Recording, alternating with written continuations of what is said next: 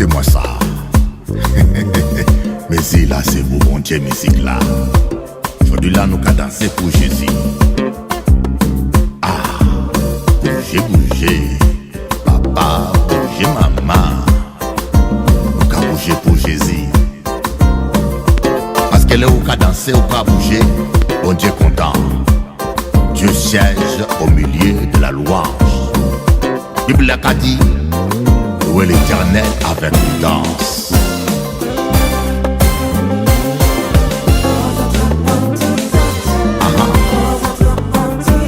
Ça c'est vrai ça. Yes. C'est vrai.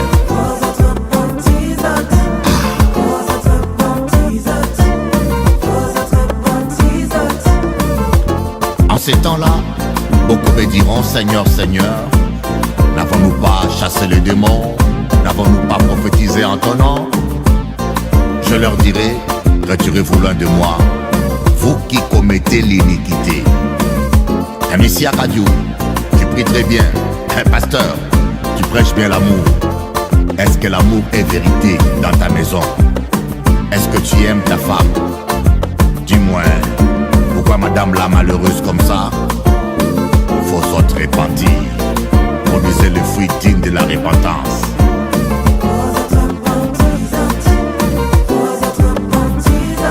Yeah. Aïe, aïe, aïe. C'est vrai. Voilà mon débat.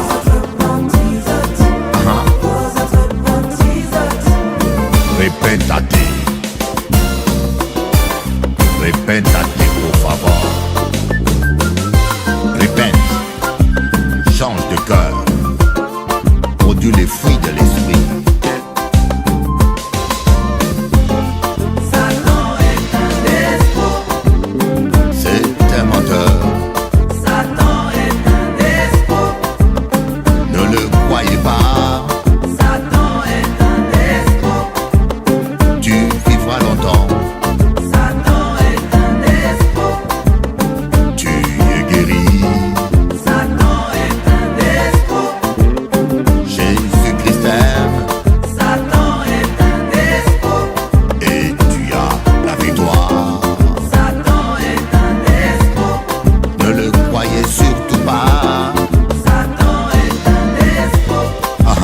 C'est un vrai menteur. Alléluia. La Bible dit, toute arme forgée contre toi est sans effet. Toute arme, nul ne tiendra devant toi toute ta vie. Mais il te faut demeurer dans la parole de Dieu. Car celui qui s'égarde, l'ennemi ne le touche pas. De divine, qui c'est l'ailleurs. Demonio son mentiroso. Tu as la victoire.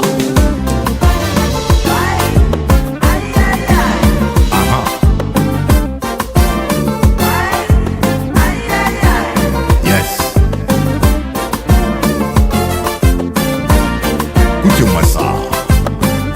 On est là pour Jésus. Yo kandoule pour la foule.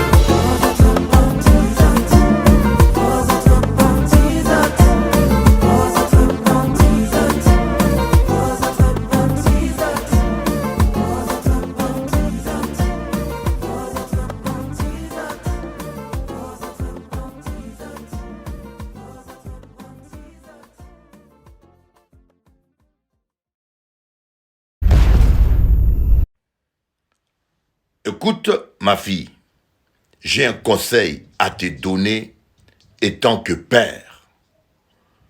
Avec l'expérience que j'ai vécue, coach conjugal, j'ai conseillé, marié de couple, aidé de couple. Jeune femme, apprends à aimer celui qui t'aime. Aime celui qui t'aime. Ne te laisse pas distraire par des flambeurs, par des poètes, par de beaux... Le lion échoue 7 à 10 fois avant de réussir à capturer sa proie. 85% de sa vie est un échec. Alors qu'est-ce qui fait de lui un roi? Sa persévérance.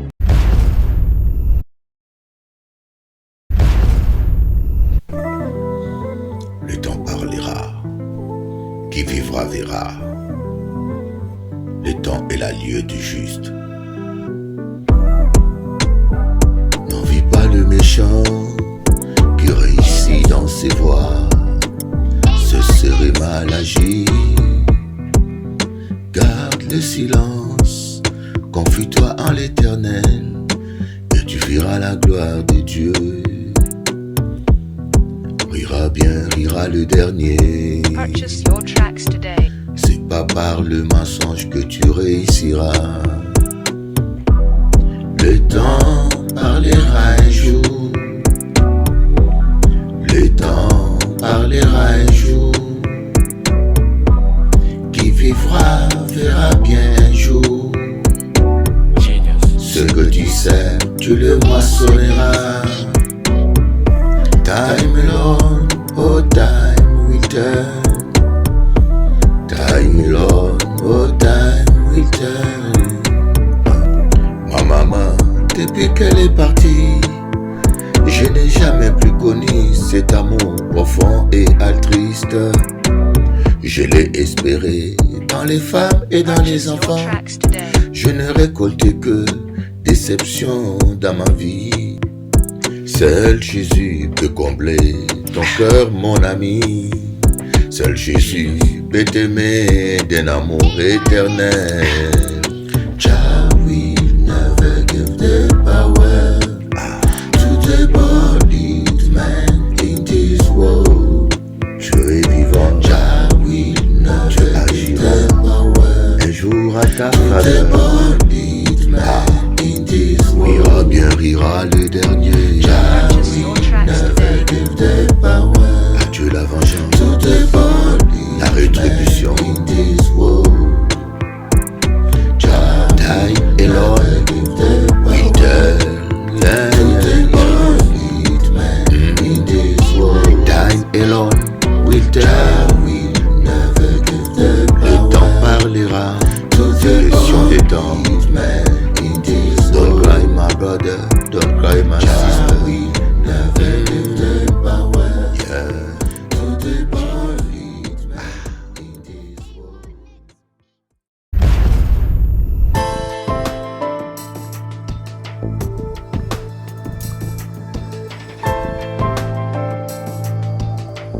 J'aimerais vous dire que Jésus-Christ vous aime. Et avant que nous puissions commencer notre émission, nous allons prier d'abord quelques instants. Tendre Père Céleste, puisses-tu nous parler, nous édifier, nous conduire. Puisses-tu parler à ton peuple ce matin. Que tout ce que nous dirons et nous ferons puisse être à ta gloire. Merci pour ta bonté et merci pour ta fidélité. Amen. Alors, on va lire aujourd'hui, étudier profondément le psaume 24. Vous savez, ce message, je l'adresse en particulier aux chrétiens pour les édifier, les encourager et aussi j'aimerais l'adresser à toute personne qui est découragée pour dire qu'il y a toujours une solution. Quelle que soit la situation dans laquelle tu te trouves aujourd'hui, il y a une solution. D'abord parce que Dieu t'aime. Peut-être tu ne le penses plus, tu ne le crois plus, et j'aimerais vous dire que Dieu t'aime. Et deuxièmement, ce n'est pas un hasard que, en ce moment, tu es en train de m'écouter et de me suivre. Je ne crois pas au hasard. Vous voyez, je ne crois pas au Dieu hasard. Parce que la plupart des gens qui se disent athées sont en effet des croyants. Comme j'ai toujours dit, il faut croire à tellement de choses incroyables pour devenir incroyant. Je ne pense pas que la nature peut créer un être parfait comme un être humain. Un être aussi complexe, ou je pourrais dire multicomplexe. Parce que la complexité du corps humain dépasse l'imagination. La peau a un fonctionnement. Les yeux ont un fonctionnement. Le cerveau, c'est tellement complexe le corps humain. C'est une merveille, le corps humain. Une merveille extraordinaire. Et penser que le hasard peut tout créer, c'est vraiment une croyance. Je peux faire croire en Dieu. Je crois que c'est 10 fois ou 1000 fois plus cohérent de croire en Dieu que de croire au hasard. Voilà pourquoi je voulais partager avec vous cette parole. Comment entrer dans la présence de Dieu. On va voir dans le psaume 24, à partir du verset 23, que ce que dit la parole de Dieu. Qui pourra monter à la montagne de l'Éternel, qui pourra se tenir dans son lieu saint. Celui qui a les mains innocentes et le cœur pur. Celui qui ne se livre pas au mensonge et qui ne fait pas de serment trompeur. Il obtiendra la bénédiction de l'Éternel, la justice du Dieu de son salut. Telle est la génération de ceux qui te cherchent, qui aspirent après toi, Dieu de Jacob. La question est là. Et c'est la question même que David se posait. Je crois que c'est la question que la plupart d'entre vous se posent. Qui peut entrer dans son lieu saint, monter jusqu'au sommet de la montagne. Et ce n'est pas le temps que nous passons dans la prière qui compte. C'est le temps que nous passons dans la présence de Dieu. Alors ici, David lui-même se posait la question. Vous voyez, nous avons beaucoup de gens religieux. Vous voyez, des gens qui vont tous les dimanches à l'église. Malheureusement, ces gens religieux, certains sont pasteurs, certains sont prêtres, certains sont évêques, bishops, prophètes. Ce sont de personnes, parfois, qui n'ont pas une vie transformée. Parce que lorsque on entre continuellement dans la présence de Dieu, on est transformé de gloire en gloire. C'est comme Moïse qui a passé 40 jours. Il est allé à la montagne prier pendant 40 jours, mais Dieu se manifestait le 41e journée. Il n'a pas fait 40 jours obligatoirement dans la manifestation de Dieu. Sûrement la présence de Dieu était là avec lui pendant un temps, mais Dieu se manifestait surnaturellement à lui au 41e journée. Et lorsque Moïse a quitté la montagne bien-aimée, les gens savaient, les gens croyants ou pas croyants, le membre de sa famille, sa femme, tous les Hébreux savaient que cet homme-là venait de vivre quelque chose d'extraordinaire. Parce que son visage rayonnait. À un tel point que cela effrayait le peuple et Moïse était obligé de mettre un voile sur son visage pour ne pas faire peur aux gens. Trouvez-vous pas ça merveilleux qu'aujourd'hui, qu'il y a eu des chrétiens qui vivent tellement la présence de Dieu que les païens, les incroyants puissent naturellement voir cette gloire.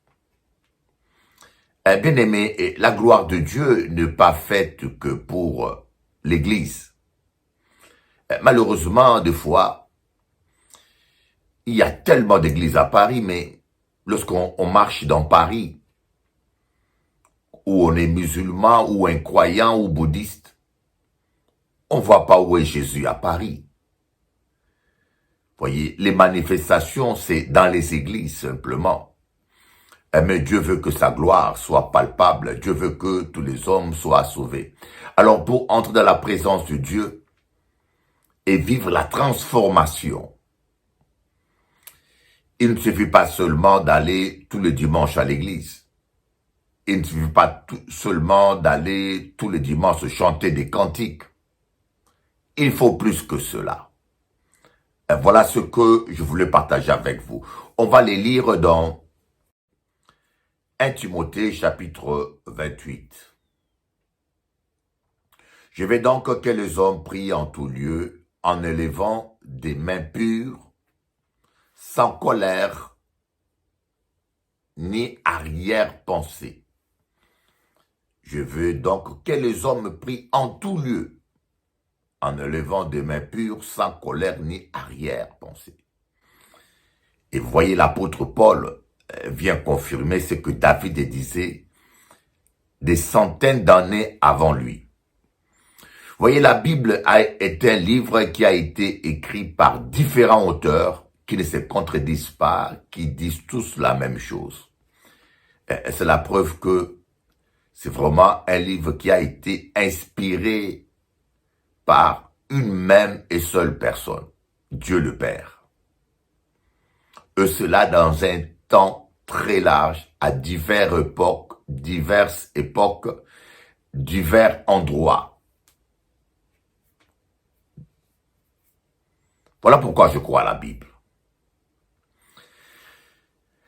David a dit, qui peut monter à la montagne de l'Éternel, qui peut entrer dans son lieu saint. Et il dit, première condition, celui qui a les mains lavées. Et l'apôtre Paul dit dans 1 Timothée chapitre 2 verset 8, je veux que les hommes en tout lieu prient, lèvent des mains pures. Et quand on dit lever les mains pures, cela ne veut pas dire faire comme font les musulmans, laver les mains avant de prier. Ça, c'est mal comprendre les choses de Dieu. Voyez, laver les mains dans l'eau avant de prier, c'est pas ça la pureté, ça c'est l'hygiène. La pureté de main, c'est la pureté dans vos actes. Vous pouvez laver les mains 25 fois. Si vous avez giflé votre femme devant Dieu, vos mains ne sont pas pures. Vous devez poser des actes de sainteté. Voyez, vos actes doivent être purs, innocents. Celui qui a les mains innocentes. Donc, autrement dit, vous devez vivre la sainteté dans vos actes.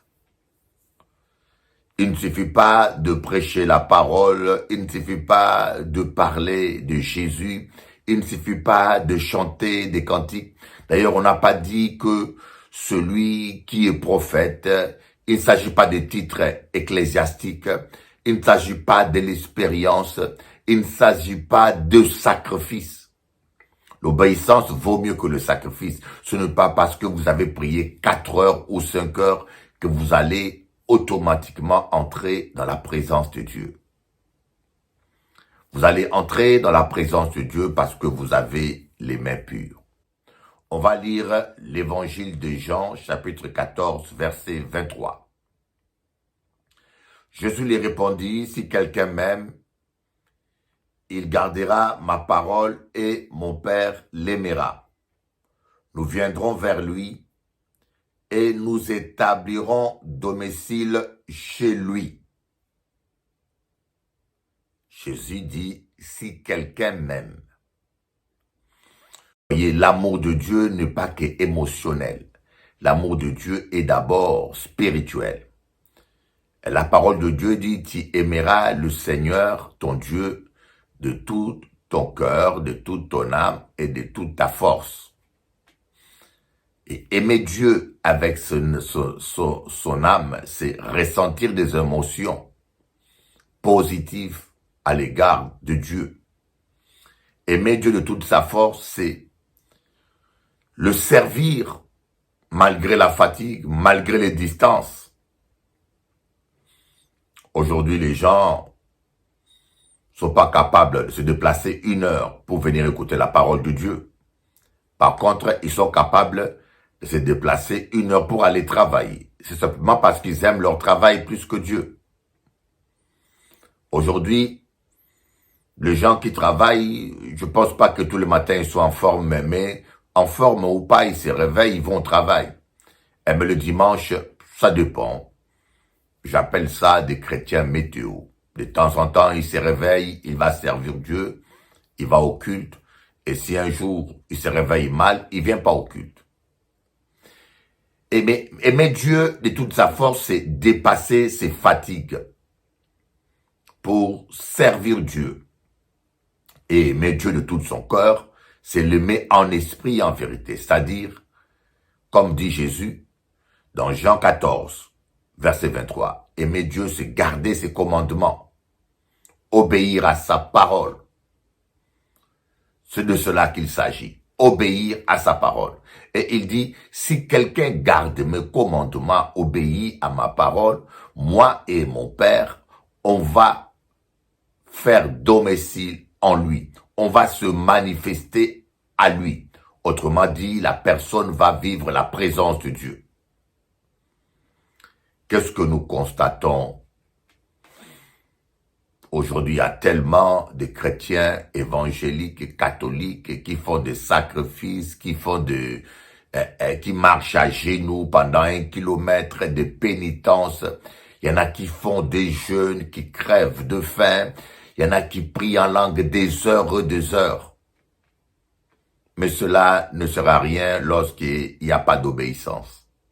L'obéissance, c'est-à-dire la sainteté, est la base même de la vie chrétienne. C'est comme les fondations d'une maison. Chez moi ici, j'habite à Champs-sur-Marne, hein, on est en train de construire des immeubles parce que le Grand Paris, le RER Grand Paris va passer à quelques centaines de mètres de chez moi. Donc la zone a pris de la valeur. Il faut voir, on construit des immeubles, mais il faut voir le temps que ces gens ont pris simplement pour la fondation. Parce qu'un immeuble, aussi grand qu'il soit, aussi haut qu'il soit, si les fondations ne sont pas solides, c'est comme une maison bâtie sur du sable. Ça ne tiendra pas. Il faut que les fondations soient solides. Et c'est pareil, la prière, le jeûne, tout ce que nous faisons. Si cela n'est pas basé sur la parole de Dieu, l'obéissance, si je vis dans le péché, je vis dans le mensonge, je vis dans la haine, je peux prier autant que je veux. Je perds mon temps. Je perds mon temps. Donc la première chose, il faut l'obéissance à la parole de Dieu. Et nous allons voir Jérémie, chapitre 15, verset 19. Qu'est-ce qu'il nous dit? C'est pourquoi voici ce qu'a dit l'Éternel. Si tu reviens à moi, je te ferai revenir et tu te tiendras devant moi. Si tu sépares ce qui est précieux de ce qui est sans valeur. Autrement dit, si tu laves tes mains, tu seras comme ma bouche. C'est à eux de revenir vers toi. Ce n'est pas à toi de revenir vers eux.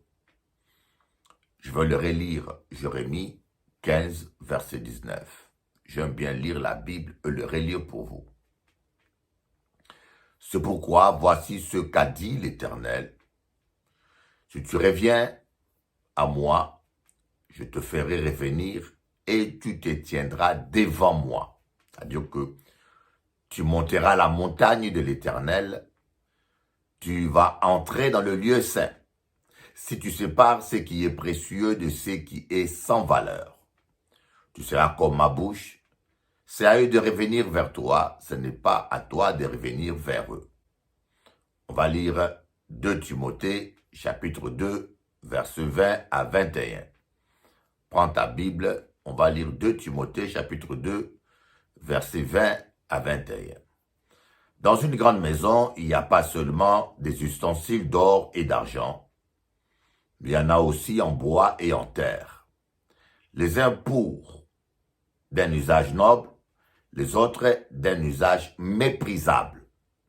Si donc quelqu'un se purifie de ces choses, il sera un vase d'usage noble, saint, utile à son maître, prêt pour toute œuvre bonne. Si quelqu'un se purifie, on n'a pas dit si quelqu'un prie toute la journée, ou si quelqu'un parle en langue tous les jours, ou si quelqu'un prêche bien. Voyez, on n'a pas dit toutes ces choses. Bien aimé, l'évangile est tellement simple. L'évangile est tellement simple. Je crois que c'est nous les hommes, nous sommes trop compliqués. D'ailleurs, c'est pas pour rien que la parole de Dieu dit le cœur de l'homme est tortueux par-dessus tout. Eh oui, c'est vrai. Le cœur de l'homme est tortueux par-dessus tout. Nous sommes trop tortueux. Nous sommes trop compliqués. Nous aimons compliquer les choses. La parole de Dieu dit, si quelqu'un se purifie. Dans Jérémie 15, Dieu dit, si tu sépares ce qui est vil de ce qui est précieux. C'est quoi ce qui est vil? Tout ce qui est charnel. Tout ce qui est vanité. Vanité des vanités.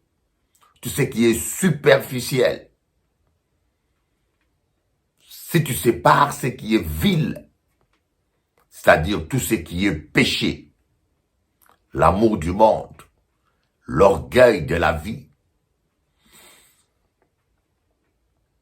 tu seras comme ma bouche. Et vous savez comment est la bouche de Dieu? Elle est créatrice. Que la lumière soit et la lumière fut. Que la joie soit et la joie est. Que la guérison soit et la guérison est. Moi, j'ai vu des gens qui ont jeûné 40 jours sans rien recevoir. J'ai vu des gens qui ont jeûné plus. Il y en a même, j'ai vu la femme d'un pasteur, son mari est mort. Parce qu'il voulait jeûner 80 jours sans manger. La veuve m'a dit, mon mari est mort. Vous comprenez? Dieu n'est pas compliqué. Il nous demande simplement l'obéissance. L'obéissance qui vaut plus que le sacrifice. Vous devez avoir des mains pures. Des mains pures, ne plus faire du mal aux autres. C'est pas si compliqué, hein. Un jour, j'ai demandé à quelqu'un, mais dis-moi, qu'est-ce qu'il y a de plus dur? Jésus, c'est le seul prophète d'abord qui n'a jamais péché. Cela est reconnu même dans le Coran comme dans la Bible. Jésus, c'est le seul prophète, le seul être humain qui est né sans rapport sexuel. C'est par l'action du Saint-Esprit. Cela est reconnu dans la Torah, dans le Coran, comme dans la Bible. Jésus, c'est le Messie qui reviendra pour le dernier jugement. Cela est annoncé dans le Coran comme dans la Bible. Jésus, c'est le Verbe de Dieu. Les musulmans, des fois, confondent ce terme fils de Dieu. Fils de Dieu ne veut pas dire enfant de Dieu, parce que Dieu ne peut pas avoir des femmes pour avoir un enfant. Vous avez raison. Mais fils de Dieu est un terme hébraïque qui signifie verbe de Dieu, expression de Dieu. Je vous demanderai, dis-moi, qu'est-ce qui est impossible à Dieu? Qu'est-ce qui est impossible à Dieu pour toi? Rien. Alors pourquoi tu es étonné que Dieu puisse créer un corps de chair dans lequel lui-même, son esprit entre et parle aux hommes? Voilà pourquoi le Coran dit qu'il est un esprit émanant de lui. Maintenant, nous allons voir deuxième condition que David a dit dans le psaume 24. Un cœur pur. Seigneur, qui peut monter dans ta montagne, à ta montagne, qui peut entrer dans le lieu saint? Celui qui a les mains innocentes et un cœur pur. Et c'est important d'avoir un cœur pur. Le cœur. Le cœur, c'est quoi? Le cœur est d'abord comme une boîte à lettres de Dieu. Le psalmiste David dit, mon cœur dit de ta part, cherche l'Éternel. Donc le cœur parle. Des fois, quand Dieu veut vous parler, il dépose une pensée. Il dépose une idée dans votre cœur. Et quand votre cœur est pur, c'est là où va germer des idées qui valent des milliards et des millions. Le cœur est comme un pot de fleurs pour la parole de Dieu. Quand la terre est bonne, la sémence pousse. La parole de Dieu est une sémence. Quand votre cœur est pur, le pot de fleurs est bon, la terre est bonne, la parole de Dieu qui entre dans ton cœur pousse. Le cœur est aussi la maison de l'esprit. L'esprit de Dieu vient habiter dans votre cœur. Il n'est pas dans votre chair. Vous voyez, c'est la raison pour laquelle votre bras peut être malade sans que l'esprit soit malade, parce que l'esprit habite dans votre esprit, donc votre cœur. Voilà pourquoi, des fois, il y a eu toujours ce débat doctrinal qui n'a pas même lieu d'être. Est-ce qu'un chrétien peut être envoûté par un démon? Oui. Un démon peut habiter dans ton bras parce que tu rends malade, il te rend infirme. On a bien des chrétiens infirmes. Un démon peut entrer dans ton âme et te rend anxieux, colérique.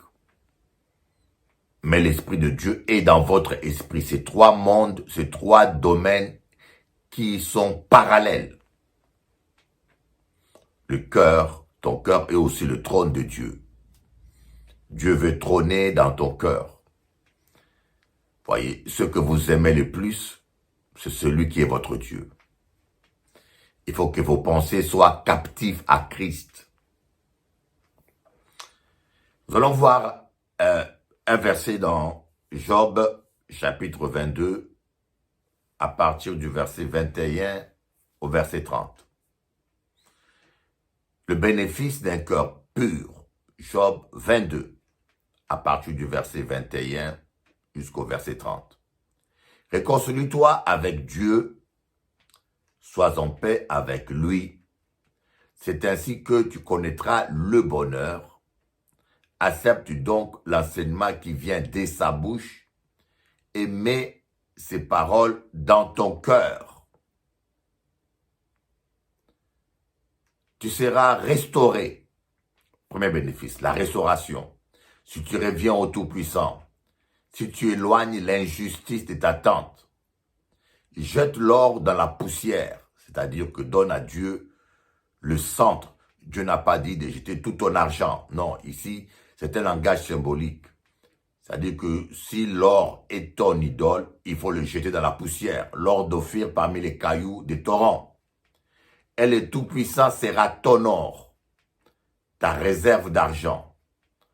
Alors tu feras du Tout-Puissant tes délices, tu leveras ton visage vers Dieu, tu le prieras, il t'exaucera. Deuxièmement, l'exaucement de prière, et tu accompliras tes vœux, l'accomplissement de tes vœux. Tu prendras une décision et tu la verras se concrétiser. Extraordinaire. La concrétisation de tes projets. Quatrièmement, la lumière brillera sur tes chemins. la gloire de Dieu va briller sur ta vie.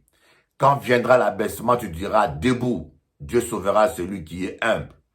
Il délivrera même le coupable qui devra sa délivrance à la pureté de tes mains. Voyez, Job inspiré par le Saint-Esprit, là, il parle du cœur et des mains pures aussi. Est-ce que vous comprenez, vous arrivez à comprendre l'importance d'avoir un cœur pur et d'avoir les mains pures? Je ne sais pas si vous arrivez à comprendre l'importance de cela. C'est très important que vous ayez un cœur pur et des mains pures. Voyez, ici, on ne parle pas de prière encore. D'ailleurs, quand vous lisez Ésaïe 1, l'Esprit de Dieu dit, en vain vous multipliez les prières. Quand vous levez vos mains vers moi, vos mains sont pleines de sang. Je détourne mes yeux de vous, car vos mains sont pleines de sang.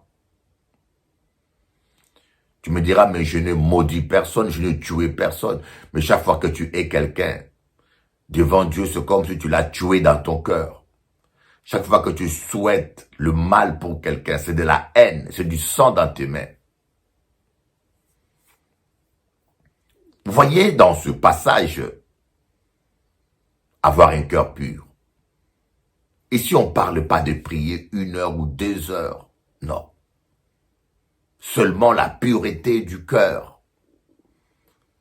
Il y a des gens qui disent ne mangez pas les cochons, ne buvez pas, même un verre de bière est un péché. Mais Jésus-Christ s'est dit, rien de ce qui entre dans la bouche ne suit un homme. Ce n'est pas ce qui entre dans la bouche qui suit l'homme. Je ne sais pas si vous comprenez le français ou pas.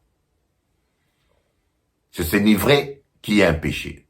Vous me direz, Samson n'avait pas pris une goutte d'alcool, ni de produits d'alcool. Mais Samson était un Nazaréen. D'après la loi mosaïque, le Nazaréen ne devait pas prendre même un jus de raisin. Ça, c'est d'après la loi. Mais nous sommes plus sous la loi. Je ne sais pas pourquoi certains pasteurs aiment rajouter des contraintes à des gens. Des contraintes inutiles. Mais ça sert à quoi de ne pas prendre un verre de vin, mais d'être haineux, de vivre dans la rivalité, dans le mensonge, dans la compétition. Souvent, nous, les ministres de Dieu, malheureusement, nous sommes devenus des professionnels de la compétition. Dans mon pays d'origine, le Congo, les pasteurs s'empoisonnent entre eux. Ils sont arrivés à ce point. Ils sont arrivés à ce point. Dernièrement, je voyageais dans mon pays, on m'a dit, ne bois pas même un verre d'eau quand tu vas prêcher dans une église. Imaginez-vous, vous allez chez des enfants de Dieu, vous ne devez même pas boire un verre d'eau, sinon on risque de vous empoisonner. Quelle image du christianisme au Congo, RDC. Troisièmement, nous allons voir celui qui ne ment pas, le mensonge. Le diable est le père de mensonge. Un mensonge peut bloquer une délivrance. Le chauve-souris vit là où il y a les ténèbres. Les démons aiment vivre dans un cœur où il y a le mensonge. Il y a différents types de mensonges. Le mensonge oral contre son prochain et le mensonge comportemental, l'hypocrisie des scribes et des pharisiens. Et troisièmement, le mensonge contre Dieu. Mentir contre le Saint-Esprit est très grave. Lorsque le Saint-Esprit révèle quelque chose en songe ou en prophétie, il faut jamais nier cela, c'est très dangereux. Nous allons lire Actes chapitre 5 à partir du verset 3. L'histoire d'Ananias et Saphira. Pierre lui dit, Ananias, pourquoi Satan a-t-il rempli ton cœur au point que tu aies menti au Saint-Esprit et gardé une partie du prix du champ? S'il n'avait pas été vendu, ne te resterait-il pas Et après l'avoir vendu, n'avais-tu pas le droit de disposer du prix? Comment as-tu pu former dans ton cœur un projet pareil? Ce n'est pas à deux hommes que tu as menti, mais à Dieu. Quand Ananias entendit ces paroles, il tomba et expira. Une grande crainte s'empara de tous ceux qui l'apprirent. Faites attention, bien-aimés. Faites attention. Ne mentez pas contre le Saint-Esprit. Vous savez, vous ne pouvez pas vous imaginer combien de gens mentent. D'ailleurs, le mensonge est devenu le style de vie. Le vendeur qui vous vend une voiture vous ment des fois. Le vendeur qui vend une maison, même dans le commerce, le mensonge, le meilleur vendeur, c'est le meilleur menteur. Des fois, il vous vend des choses dont vous n'avez pas besoin.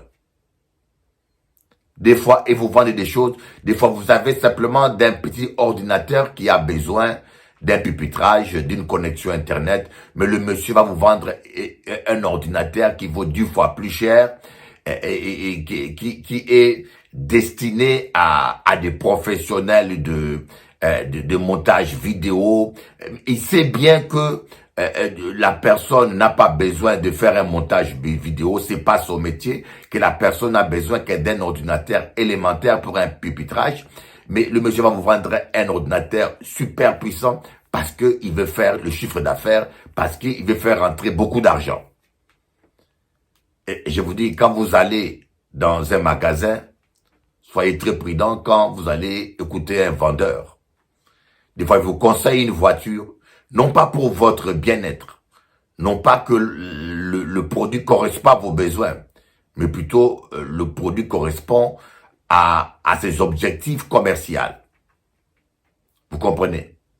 Des fois, on vous vend des choses à 3 fois le prix de celles dont vous avez besoin vraiment.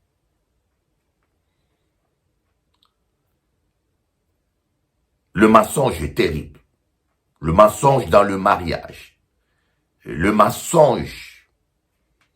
Et ce qui est triste aujourd'hui, les gens vont jusqu'à mentir contre le Saint-Esprit. C'est terrible, bien-aimés. Ne mentez jamais contre le Saint-Esprit. Parfois, parce que si vous mentez contre le Saint-Esprit, vous n'êtes plus pardonnable. Quand Dieu parle à ton mari ou à ton pasteur, par prophétie, par révélation ou par la parole de connaissance, ne mentez pas. Vaut mieux ne pas répondre. Vaut mieux refuser de répondre.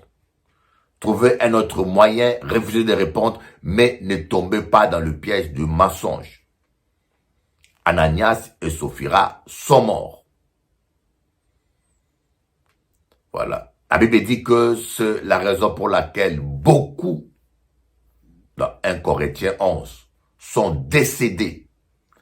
Voilà, c'est la raison pour laquelle un grand nombre sont décédés. C'est la raison pour laquelle il y a beaucoup de malades parmi les chrétiens à cause du mensonge, du péché. Des gens qui vivent consciemment. Je connais une personne qui vit dans le péché pendant des ans. Pendant des ans, la personne prêche, chante dans la chorale, la personne sert Dieu dans l'église et pendant 1 an, il fréquente un païen. Pendant 1 an. Et tous les dimanches, il prend la Sainte Seine. D'autres, c'est pendant 3 ans. La personne vient à l'église. Il vous prêche comme je vous prêche là. Il vous parle de Dieu. Et je connais aussi quelqu'un, un pasteur, en Guadeloupe. Ce n'est pas des bons exemples, mais c'est pour vous montrer que un être humain est un être humain. Ne vous appuyez jamais sur un être humain, même pas sur moi. Appuyez-vous seulement sur Jésus, sur Dieu. Seul Dieu ne vous trahira jamais. C'est terrible aujourd'hui, on vit dans un monde terrible, bien-aimé. Quelqu'un qui se dit pasteur, qui fréquente la femme de son ami pendant 1 an. il prêche, il prend la Sainte Seine, il impose les mains, et pendant un an, il sort avec une femme mariée, et pas n'importe quelle femme, la femme de son mari. Et ça dépasse. Ça dépasse mon entendement. Mais je ne juge pas, mais je condamne cet acte-là. Voilà comment les gens se condamnent eux-mêmes. Et finissent mal. Finissent mal.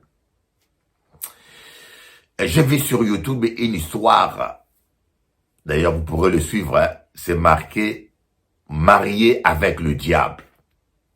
Marié avec le diable. Un Américain, un boxeur américain qui a arrêté la boxe, qui a divorcé, sa femme est partie avec les enfants et il s'est remarié avec une femme, une Mexicaine. Il a rencontré une Mexicaine et elle était jolie. Nous les hommes, nous regardons trop la beauté. Hein. La Mexicaine, elle était jolie. Ils ont commencé à se fréquenter, à vivre ensemble. Après, ils se sont mariés. Et à un moment donné, la Mexicaine est devenue américaine. Ils ont créé un salon. Un salon de sport. Une salle de sport. Une société. Lui, il entraîne les hommes à la boxe et la Mexicaine fait de la gymnastique avec les gens. À un moment donné, la Mexicaine change. La Mexicaine change, mais les parents de la fille savaient que la fille avait un problème. Tout le monde savait que cette fille-là était diabolique. Et la Mexicaine change, les relations se sont détériorées. Le monsieur ne comprenait pas pourquoi. Et la Mexicaine a décidé de tuer le monsieur. Une femme est dangereuse, hein, quand elle vous déteste. Elle est merveilleuse quand elle vous aime. Le monsieur couche avec sa femme au lit, mange avec sa femme, mais la femme veut le tuer. Alors ce boxeur avait un copain d'enfance qui était en prison, qui était dans la délinquance, et qui est sorti de la prison, et ce copain, ce monsieur boxeur, l'a adopté, lui a intégré, a commencé à l'entraîner, et il lui a donné du travail, et ce monsieur, son ami, commençait maintenant à entraîner aussi, et son ami s'est rapproché de sa femme. Et sa femme a commencé à flirter, à fréquenter son meilleur ami, voulait le fréquenter, mais n'ont pas encore entamé la relation, ils se sont rapprochés, et c'est là que sa femme va parler avec son meilleur ami pour lui dire que elle veut tuer son mari. Alors le monsieur, comme il avait quand même la reconnaissance, hein, c'est pas tout le monde qui est ingrat, le monsieur va voir sa femme, son ami lui dit, écoutez, fais attention, ta femme veut te tuer. Ta femme m'a parlé, elle veut te tuer. Son ami était choqué, même à un tel point qu'il avait du mal à le croire. Et qu'est-ce que le monsieur a fait? Le monsieur a enregistré la femme. Lui a montré à son ami, boxeur, regardez, sa voix. Ils sont allés voir la police a dit, ce n'est pas une preuve absolue. Ce n'est pas une preuve parce qu'elle peut nier, elle peut dire qu'elle a parlé dans la colère ou dans la dépression. Ça ne tiendra pas devant un jury. Il faut plus de preuves. Le procureur a décidé de déclencher une enquête. Le FBI est rentré dans l'affaire. Alors le FBI a mis des écoutes. On a enregistré la femme, mais ça ne suffisait pas.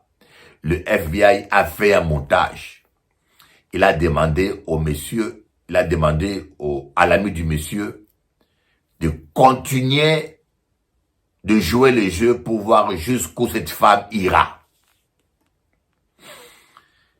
Alors, ce jeune homme, l'ami du boxeur, a dit à la femme du boxeur, je trouvais quelqu'un qui est prêt à tuer ton mari. Tu donnes combien? 1000 $. Il a pris 1000 $. Tout était enregistré. On a donné à un faux bandit. Le faux bandit était un agent de FBI. Il lui a donné, le faux bandit, ils ont pris même rendez-vous dans un parking. La femme est venue. Il a donné les gants du boxeur, qui étaient des gants avec des diamants. Il a donné tout. Et c'était terrible, hein? Croyez-moi, terrible.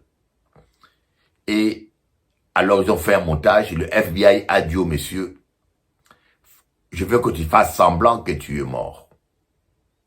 Ils ont pris le monsieur, il a disparu, ils lui ont mis un maquillage, ils ont fait un montage comme dans les films, ils ont mis des tomates là, ils ont fait tout ce qu'il faut, ils ont creusé même un trou, ils ont mis le monsieur dans le trou, et ils ont pris des photos comme s'il était mort par balle, ils ont donné cela au faux bandit, au faux meurtrier qui est agent des FBI, il est allé, il a donné ça à l'ami du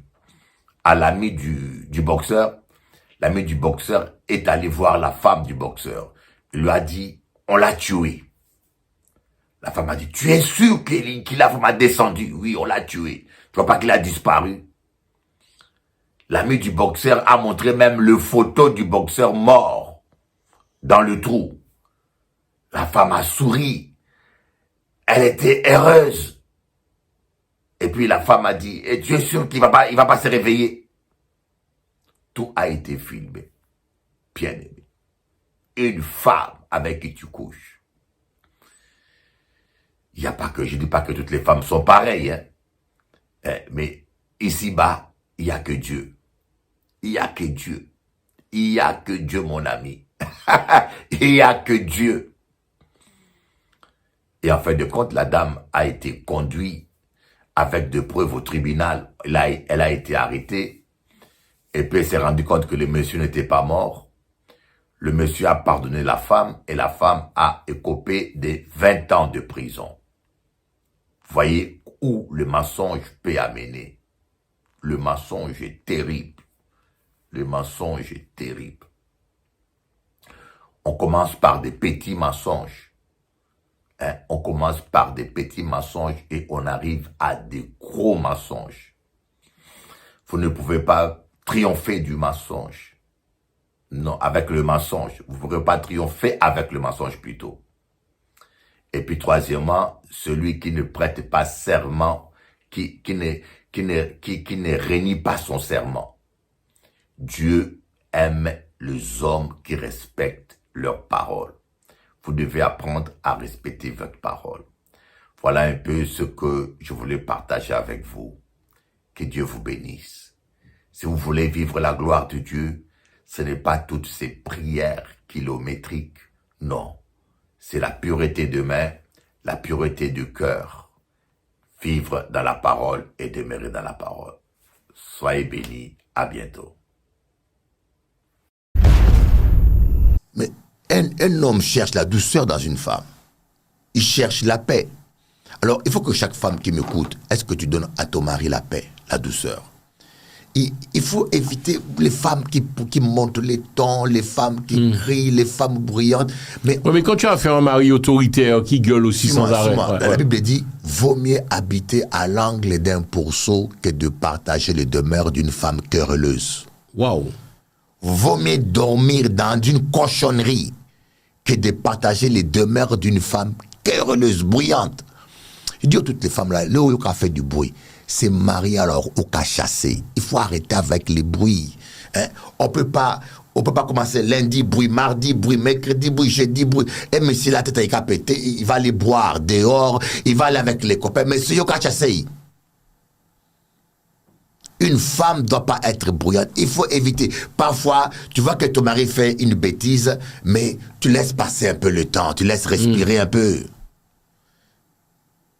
Moi, ça m'est arrivé deux fois. Ma femme fait quelque chose le matin qui m'embête, qui me blesse. Je ne lui dis rien. Ah ouais? Oui.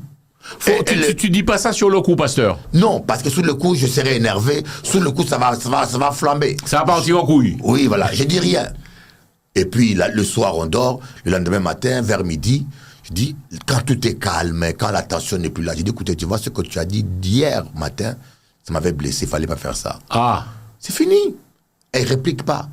Mais on ne doit pas agir par instinct, c'est-à-dire comme des animaux. Bang, bang, bang, bang, bang, bang, bang, bang. L'autre blesse, tu blesses. Non, il faut prendre de la hauteur. Surtout les hommes, vous êtes le chef, prenez de la hauteur. Des fois, une femme parle, tu ne réponds pas, tu prends ton thé. Oui, mais pasteur, quand on ne répond pas, elle s'énerve encore plus.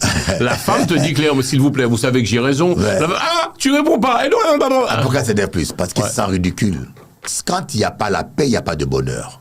Rien ne vaut plus que la paix dans un foyer. Et que faut-il faire pour générer cette paix, pasteur? Il faut la créer, il faut la protéger. Il faut la créer, quand elle est là, il faut la protéger. Éviter de... Vous savez, c'est apprendre... un exemple. Toi, tu es une femme. Comme on dit, une femme sage, dormir dans une cochonnerie que de partager les demeures d'une femme querelleuse, bruyante. Je dis à toutes les femmes là, le haut qui a fait du bruit, c'est marié alors au cas chassé. Il faut arrêter avec les bruits. Hein?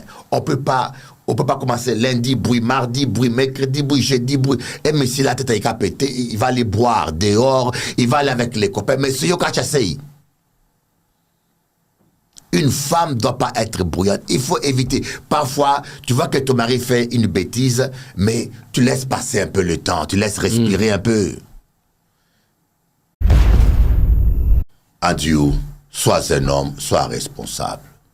Il faut enlever de ta tête cette stupidité, penser que parce qu'on a une grosse voiture, qu'au grand messier.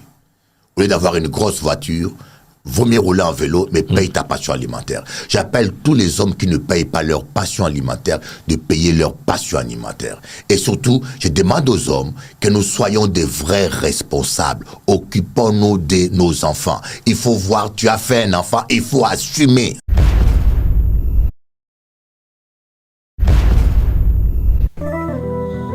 Le temps parlera. Qui vivra verra. Le temps est la lieu du juste. N'envie pas le méchant qui réussit dans ses voies. Ce serait mal agi. Garde le silence, confie-toi en l'Éternel, et tu verras la gloire de Dieu. Rira bien, rira le dernier. Purchase your tracks today. C'est pas par le mensonge que tu réussiras. Le temps parlera un jour. Le temps parlera un jour. Qui vivra verra bien un jour. Ce que tu sais, tu le moissonneras. Time alone, oh time will turn. Time alone, oh time will turn. Ma maman, depuis qu'elle est partie, je n'ai jamais plus connu cet amour profond et altruiste.